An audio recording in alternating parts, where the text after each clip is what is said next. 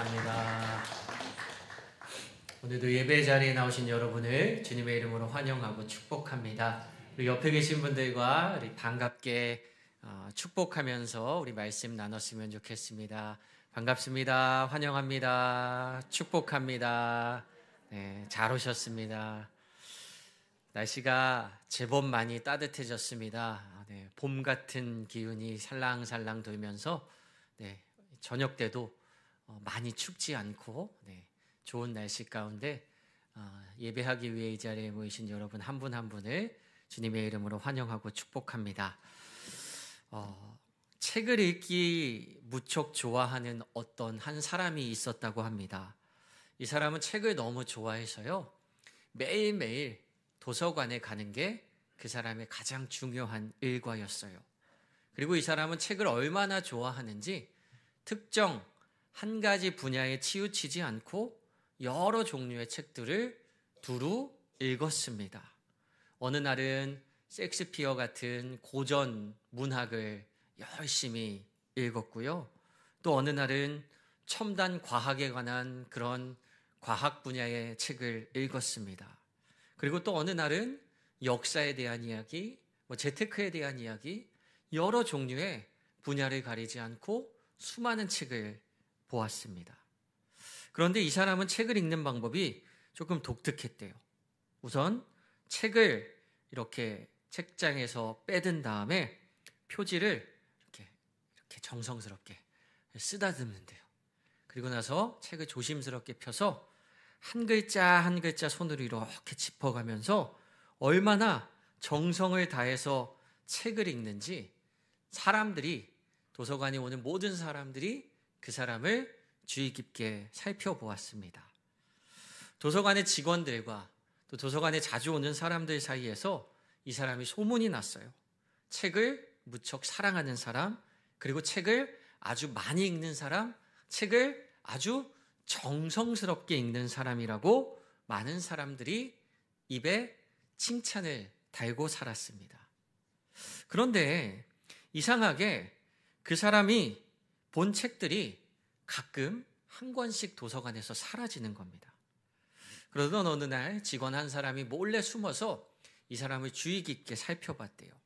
그러더니 이 사람이 책을 아까 말했던 것처럼 책 표지를 정성스럽게 쓰다듬고 글자를 한자 한자 짚어가면서 열심히 한참을 책을 보더니 슬며시 자기 옷소매 속에 책을 감추어서 가져갔다는 겁니다. 현장에서 잡힌 그 사람이 집에 가보니까요, 그동안에 없어졌던 그 도서관의 책들이 굉장히 많이 있었대요. 그래서 도서관 직원이 다그치며 물었습니다. 아니 도대체 뭐 때문에 이 책을 이렇게 가져가시는 겁니까? 그랬더니 그 사람이 이렇게 대답을 했다고 합니다. 저는 책을 너무 사랑합니다. 저는 책을 너무너무 읽고 싶었습니다. 그리고 이 책 속에 세상의 모든 지혜와 길과 진리가 담겨 있다는 것을 알고 있습니다. 그래서 이 책이 너무너무 가지고 싶어서 나도 모르게 이 책을 가지고 왔습니다. 그리고 저는요, 이 책의 손에 이 만지는 촉감도 너무너무 좋고요.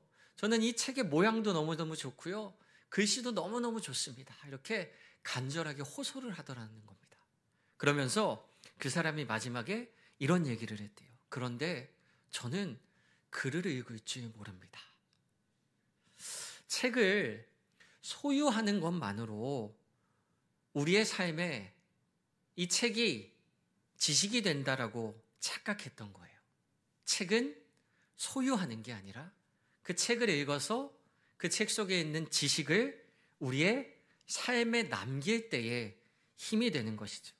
그런데 글을 읽을 줄 몰랐던 이 사람은 단순히 책을 많이 가지고 있으면, 그 책을 내가 잘 품고 있으면 나에게 힘이 되고 나에게 도움이 된다고 착각했던 것입니다. 이 이야기가 진짜인지 지어낸 이야기인지 알 수는 없습니다. 그런데 이 이야기가 주는 깊은 울림이 있습니다. 우리도 이 책을 한 권씩 다 가지고 계시죠? 이 책을 얼마나 정성스럽게 가지고 다니는지 모릅니다. 아마 여러분들의 집에 책장에 꽂혀 있는 그 모든 책들보다 가장 소중히 여기시는 책이 바로 이 책이 아닐까 생각합니다.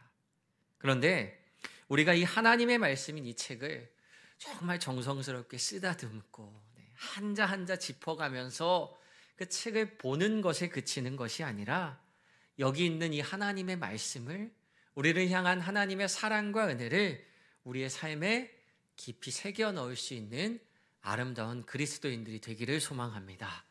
그런 의미에서 수요일 저녁 이 시간 하나님의 말씀을 사모하며 이 자리에 모이신 여러분을 다시 한번 주님의 이름으로 축복합니다.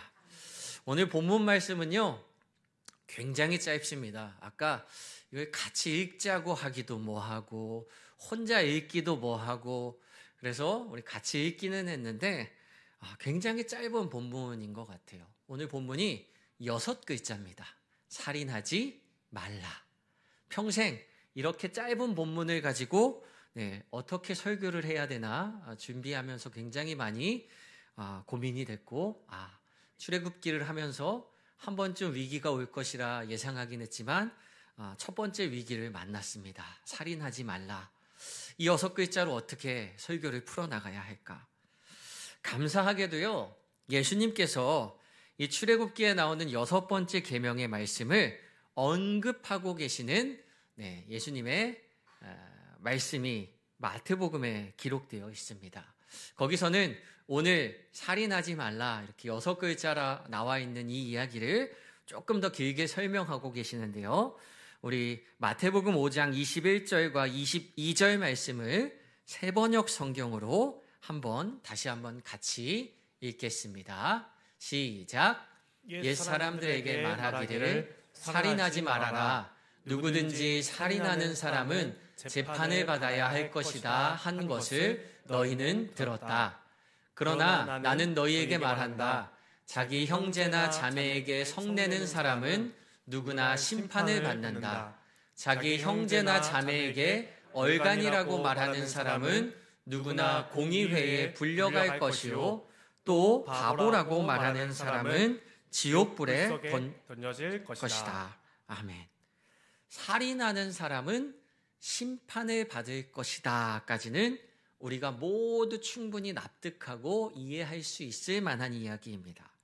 그런데 22절 그 뒤에 이어지는 말씀이 형제 자매에게 썩내는 사람은 살인자와 똑같이 심판을 받을 것이다 라고 예수님은 말씀하고 계세요. 그리고 이어서 형제나 자매에게 얼간이라고 말하는 사람은 공회, 의회에 불려가서 다시 한번 또 심판을 받을 것이다 라고 이야기하고요. 형제나 자매에게 바보라고 말하는 사람은 지옥불에 던져질 것이다 라고 말씀을 이어가시면서 살인과 화내는 것과 얼간이라고 말하는 것과 바보라고 말하는 것까지 다 하나로 엮어서 이런 행동은 살인하는 것과 다름없다라고 예수님이 연관지어서 말씀하고 계세요. 사실 우리는 이 10계명의 6번째 계명을 어기기 쉽지 않은 계명 중에 하나로 생각합니다. 그죠? 10계명에 나오는 10가지 계명을 하나하나 살펴보시고 이 중에 제일 어기지 않을 자신이 있는 거 하나를 꼽으라고 하면 거의 6번째 계명일 것 같아요. 살면서 사람을 죽이는 일은 흔한 일이 아니니까요. 우리가 살인하지 말라? 살인을 저지르는 일이 내 일생에 일어날 수 있을까? 너무나도 당연한 이야기, 또 보편적으로 해당되지 않는 이 말씀을 왜 하나님께서는 10가지의 계명 중에 포함해서 우리에게 강조하고 계시는 이유가 뭘까? 오늘 함께 살펴보셨으면 좋겠습니다. 구약 성경은요, 이 살인이라는 것을 앞에 자막을 하나 보여주시면 살인을 이 3가지의 동기를 들어서 살인에 이르게 된다라고 가르쳐주고 있어요.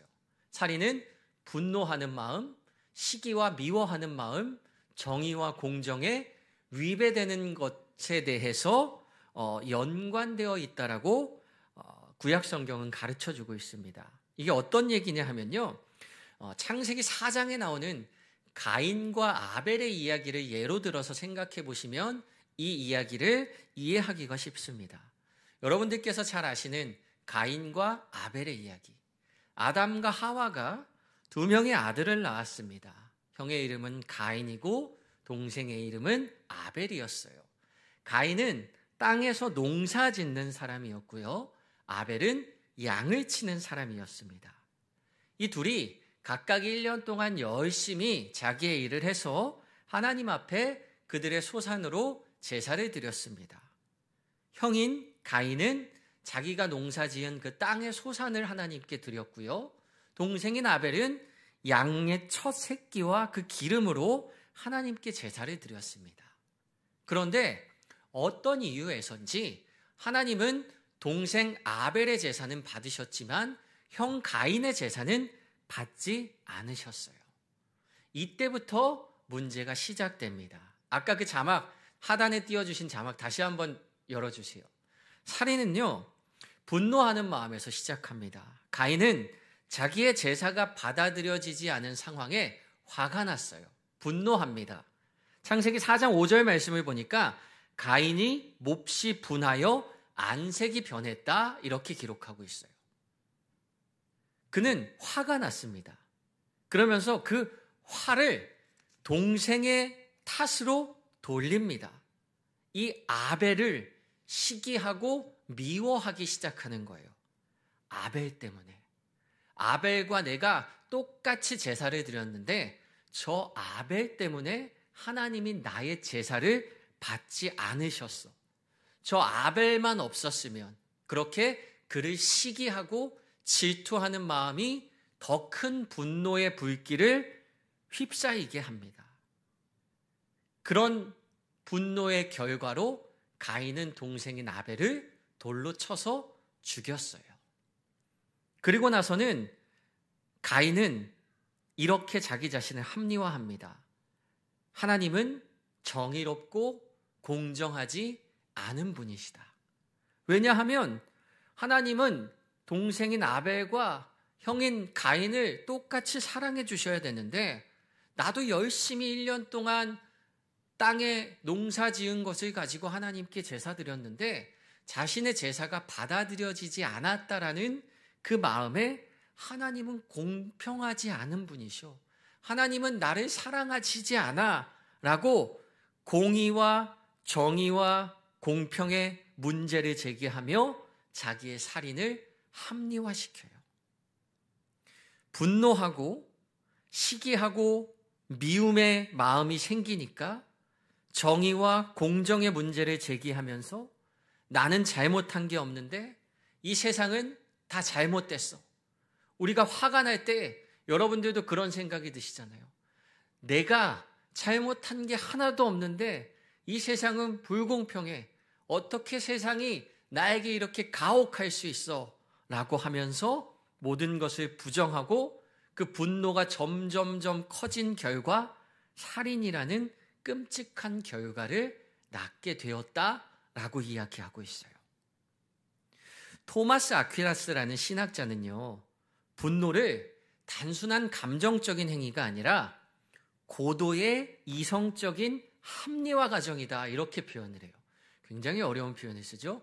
고도의 이성적인 합리화 과정. 쉽게 풀어서 말하면 이렇다는 거예요.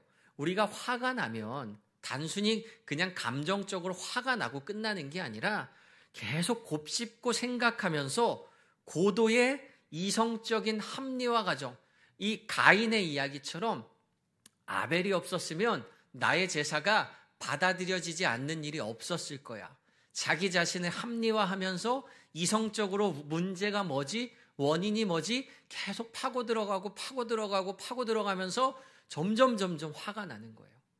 여러분들도 뭐 이렇게 간혹 부부싸움을 하신다거나 이웃과 언쟁이 생길 때 그 이유를 찾아서 들어가다 보면 그 이유를 찾으면 찾을수록 이 분노가 해결되는 게 아니라 오히려 이 마음에 더 화가 나요.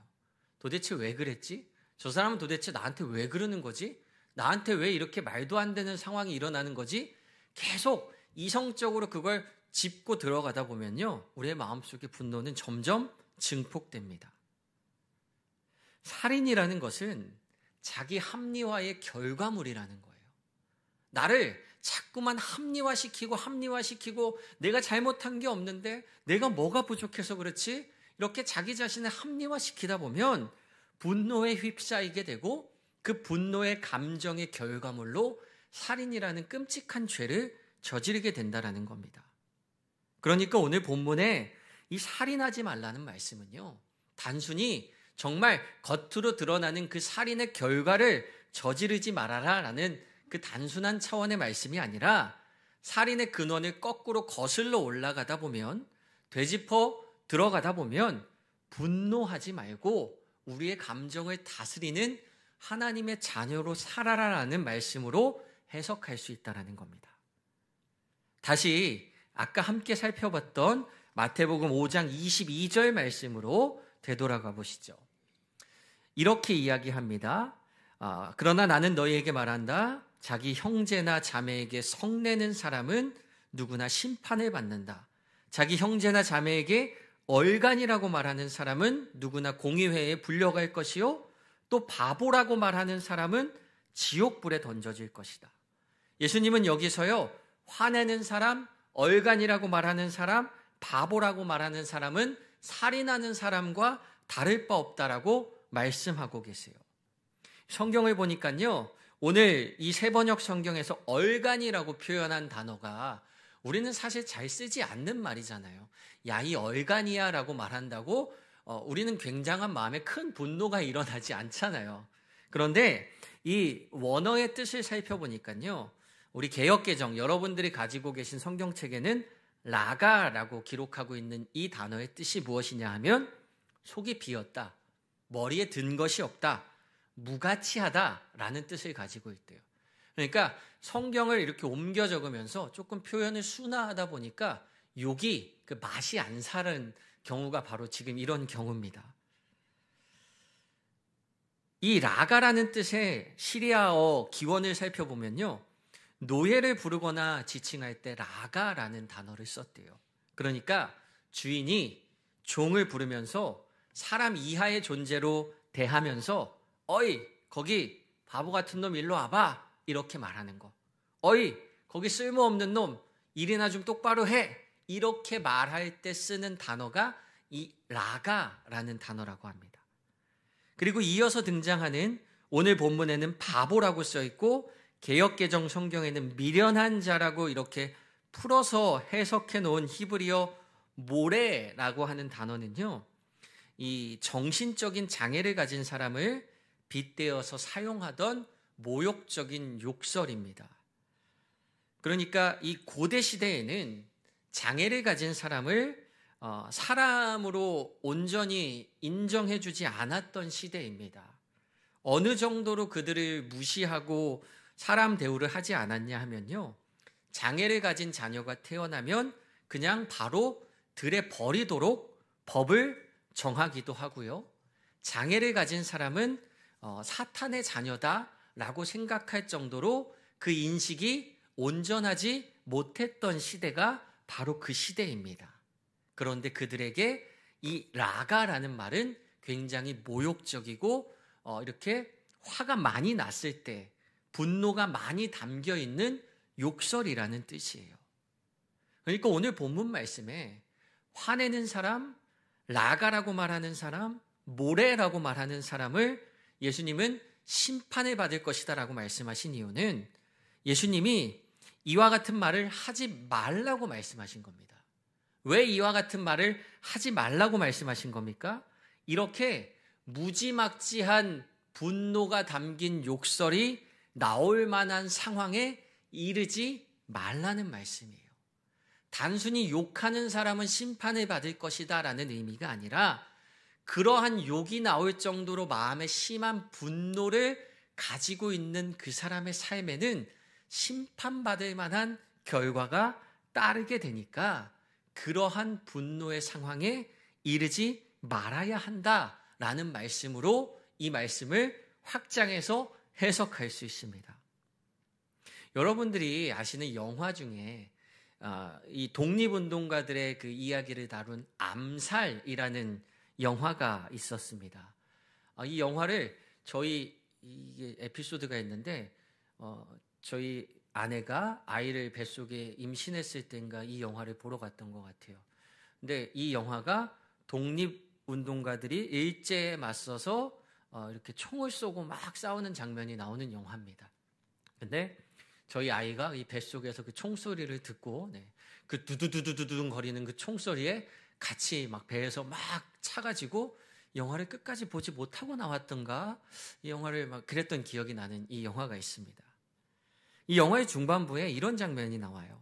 어린 여자아이가 급하게 길을 건너다가 일본군 장교하고 부딪혀서 이렇게 넘어집니다.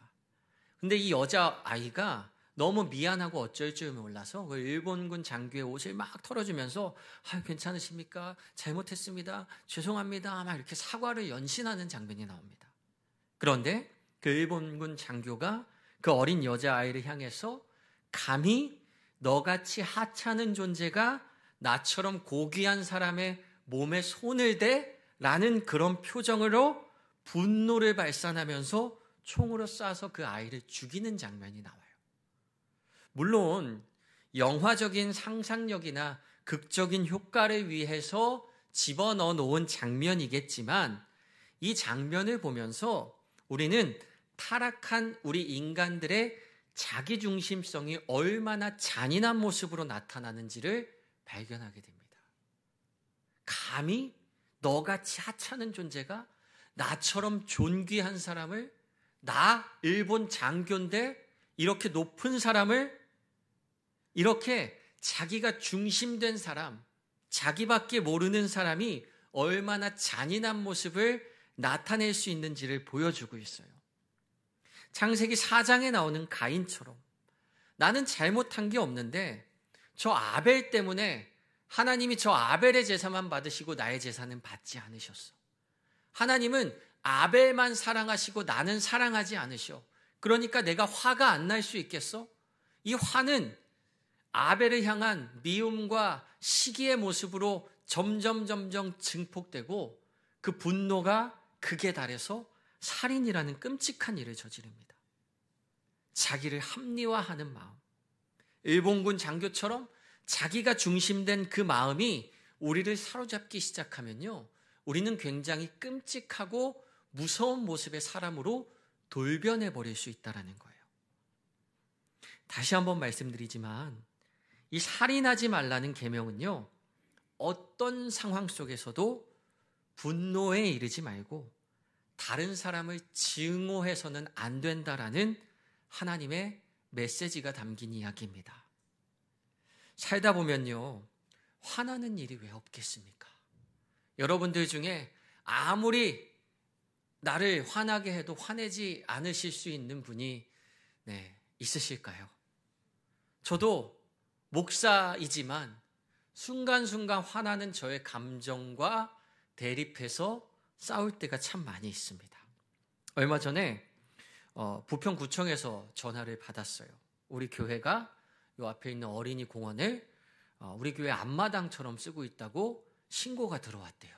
그러면서 그 조치를 빨리 좀 취해줬으면 좋겠다고 구청 관계자한테 이제 전화가 온 겁니다. 제가 그 전화를 듣고 서운한 거예요. 아니, 우리 교회가 저 공원을 무슨 앞마당처럼 쓰고 있습니까? 앞마당처럼 쓰긴 쓰죠. 정말 우리 앞마당처럼 빗자루를 가지고 우리 목사님 맨날 쓸고 닦고 청소하시고 잡초도 뽑고 또 우리 장로님 여름에 땀 뻘뻘 흘리면서 예초기 메고 잔디 다 깎아서 예쁘게 정말 우리 앞마당처럼 예쁘게 해놓기는 했는데 저 공원을 우리가 우리의 그 사소한 이익을 위해서 사용하고 있지 않는데 누군가가 신고를 해서 그거를 빨리 돌려놔야 된다고 이제 관계자한테 전화가 온 겁니다. 제가 그 전화를 받는데 이 마음이 막 계속 속상한 거예요. 전화를 받고 나서 알겠습니다라고 하고 끊었는데 끊고 나서 이 속에서 계속 화가 이렇게 올라오는 겁니다. 아니, 우리가 저 공원 청소하느라 여름에 땀 뻘뻘 흘리면서 그 예초기 하고 그 잔디 치우다가 개똥을 밟아가지고 그 이 발에 구두에 이 개똥 냄새가 안 빠져가지고 집에서 또 이거 신발을 한참을 닦고 내가 그렇게 정성을 들여서 공원을 관리하고 협약을 맺어서 정성을 다해서 하고 있는데 그렇게 구청에서 우리한테 이런 말을 할 수가 있나? 그런데 결정적으로 사실 제가 화가 났던 이유는 그날 그 장면을 신고한 사람을 제가 제 눈으로 봤어요. 교회 1층에 이렇게 우리 이경호 전사님하고 이제 물을 마시면서 이렇게 창밖을 보고 있는데 어떤 한 분이 강아지를 끌고 산책을 하시다가 우리 교회 사진을 막 찍으시는 거예요. 그래서 왜 찍으시는 걸까? 전사님이 저분 사진을 왜 찍으시는 걸까요? 찍지 말라고 할까요? 했는데 뭐 그냥 예뻐서 찍는 거겠죠. 그냥 두세요라고 했는데 그분이 예뻐서 찍는 게 아니라 이 마음이 불편해서 우리 교회를 신고하려고 막 사진을 찍어서 올린 그 장면이 또 계속 생각이 나면서 그분을 향한 미움과 분노가 막 계속 막 마음속에 증폭되는 겁니다. 아까 제가 보여드렸던 그 모습처럼 마음에 분노가 나고 미움이 생기고 자기 합리화를 하기 시작하죠. 우리가 한 게 얼만데 내가 이렇게 열심히 했는데 제가 마음속으로 그 분노를 다스리지 못해서 한참 화를 내다가 속으로 이런 생각이 들었어요. 이 감정을 계속 품고 있다가는 내가 죽겠구나. 나에게 도움이 되지 않겠구나. 나를 파괴하고 있구나. 빨리 떨쳐버려야겠다. 성경은 우리가 이런 분노에 휩싸일 때 절제되지 않는 감정에 치우칠 때 어떻게 해야 한다고 가르쳐주고 있을까요? 성경의 말씀은요. 우리가 육체의 것을 떠나서 영적인 삶에 거해야 한다라고 가르쳐주고 있습니다. 여러분들께서 잘 아시는 갈라디아서 5장 19절부터 21절까지 말씀 우리 성경 한번 같이 찾아보시죠. 갈라디아서 5장 19절부터 21절까지 말씀 우리 한 목소리로 같이 한번 읽어보겠습니다. 육체의 일은 분명하니 곧 음행과 더러운 것과 호색과 우상 숭배와 주술과 원수 맺는 것과 분쟁과 시기와 분냄과 당 짓는 것과 분열함과 이단과 투기와 술 취함과 방탕함과 또 그와 같은 것들이라. 전에 너희에게 경계한 것 같이 경계하노니 이런 일을 하는 자들은 하나님의 나라를 유업으로 받지 못할 것이라. 19절 말씀 다시 보여주시면요. 19절에 육체의 일은 이러한 것들이라고 하면서 그 육체의 일이 무엇인지를 쭉쭉쭉쭉 설명해 나갑니다. 육체의 일이 무엇입니까? 20절 말씀에 우리가 오늘 계속 이야기하고 있는 분노와 시기하는 것은 육체의 일에 속한 것이래요. 그런 육체의 일에 속한 사람은 21절의 말씀 가니까 이러한 일을 하는 자들은 하나님의 나라를 유업으로 받지 못할 것이다 라고 이야기하고 있어요. 우리가 육체의 감정에 휩싸여서 살아갈 때 결코 우리 삶에 하나님 나라가 주어질 수 없다라고 성경은 가르쳐 주고 있습니다.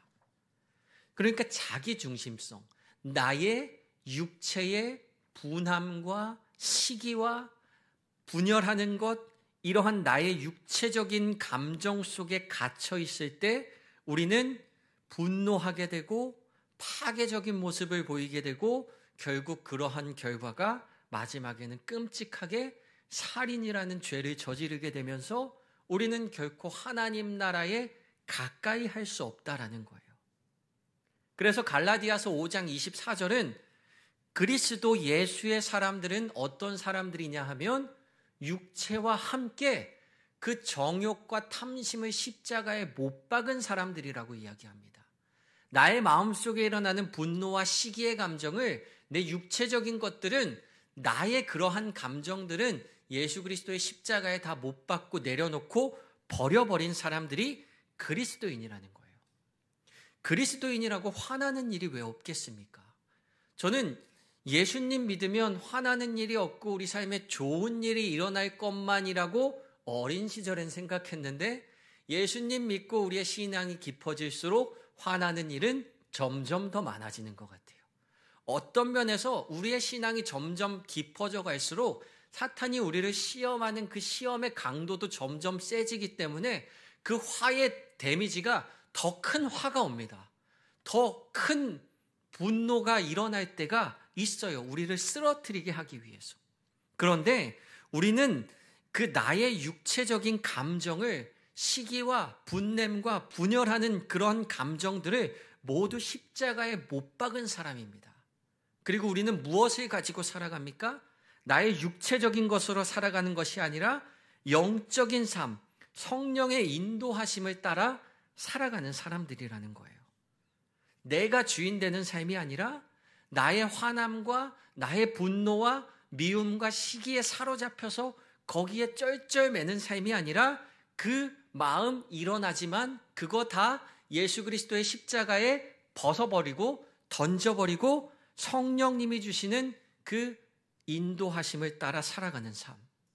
갈라디아서 5장 22절과 23절 어떤 삶? 성령이 열매 맺는 삶이라고 이렇게 적어놓고 있습니다. 오직 성령의 열매는 사랑하는 삶, 희락과 화평과 오래 참음과 자비와 양선과 충성과 온유와 절제니 이 같은 것을 금지할 법이 없느니라. 우리는 이 땅 가운데 분노와 시기에 사로잡혀서 하나님의 나라와 멀어진 삶이 아니라 나의 그러한 감정을 벗어번지고 예수 그리스도의 십자가의 능력을 힘입어 성령님과 동행하며 이러한 성령의 열매로 하나님 나라를 누리며 살아가는 그리스도인이 되어야 한다라는 겁니다.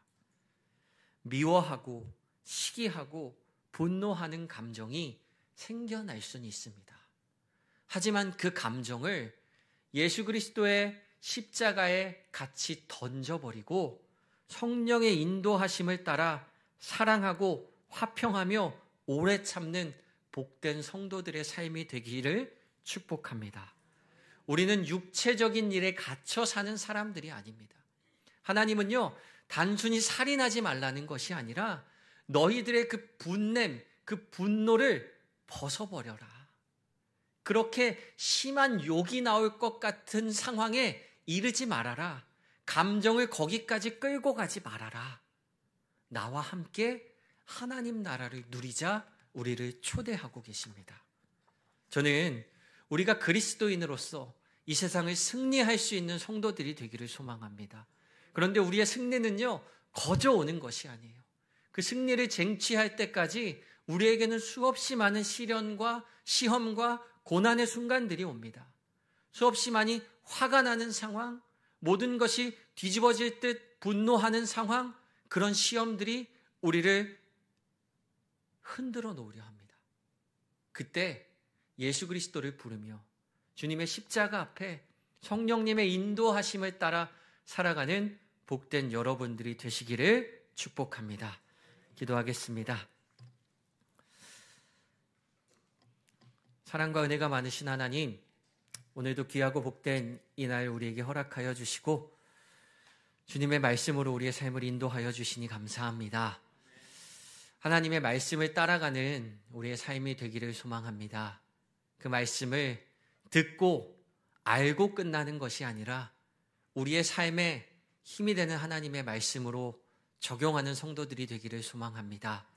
살인하지 말라 하셨던 그 주님의 계명을 우리가 함께 살펴보았습니다. 살인에 이르기까지 우리를 흔드는 그 분노의 감정들, 우리를 어렵게 하는 마음들이 우리의 삶 속에 우리를 넘어뜨리려 할 때가 너무나도 많이 있습니다. 하지만 주님, 그때마다 나의 감정에 휩싸여서 그 감정을 증폭시키는 것이 아니라 온전히 하나님 앞에 나아가 기도하며 성령의 인도하심을 따라 그러한 더러운 감정들을 벗어던지고 하나님과 함께 승리할 수 있는 거룩한 성도들이 될 수 있도록 주님 인도하여 주시옵소서.